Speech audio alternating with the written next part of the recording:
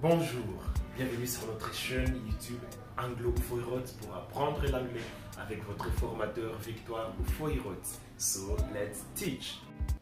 Est-ce qu'il vous est déjà arrivé de vous poser la question laquelle de ces deux formes dois-je utiliser lorsque je salue quelqu'un? Parce que déjà vous apprenez l'anglais, mais vous avez un ensemble de salutations et jusque-là vous ne parvenez pas à choisir laquelle voulez-vous utiliser.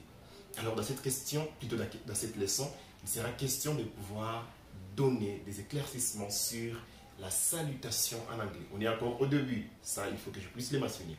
Alors, pour vous saluer en anglais, il est question de savoir qu'il y a deux sortes de salutations. Je dirais deux catégories.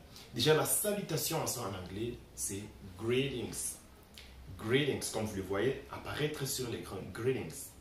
Alors, pour vous saluer, il faut savoir il y a deux formes de salutation, comme j'ai dit. Il y a celle qu'on appelle formal greetings et aussi celle qu'on appelle informal greetings. C'est-à-dire, c'est la salutation formelle et la salutation informelle. Alors, la salutation formelle représente beaucoup plus de courtoisie. Ça montre le respect, la courtoisie. Et informelle, ça moins de la courtoisie à l'intérieur. Alors, dans la salutation formelle qui est greetings, formal greetings, on trouve trois salutations et cela dépend par rapport à l'heure à laquelle vous vous retrouvez avec la personne. Premièrement, il y a la salutation ou le mot qu'on appelle good morning. Good morning, c'est une salutation suivie de good afternoon. Good afternoon, c'est une salutation et également good evening. Alors ces trois formes ou ces trois salutations sont des salutations qu'on appelle des salutations formelles, c'est-à-dire formal greetings. Alors pourquoi trois? Alors, les trois dépendent de l'heure à laquelle vous vous retrouvez avec la personne. Good morning, ça va déjà à partir des 0h jusqu'à 11h59. Et good afternoon, c'est à partir des 12h jusqu'à, je dirais même, 17h59. Et good evening, c'est à partir des 18h en an. C'est-à-dire, lorsque vous vous retrouvez avec une personne et que vous voulez être beaucoup plus courtois dans votre manière de vous saluer en anglais, il est préférable d'utiliser ces trois formes dépendamment de l'heure à laquelle vous vous retrouvez.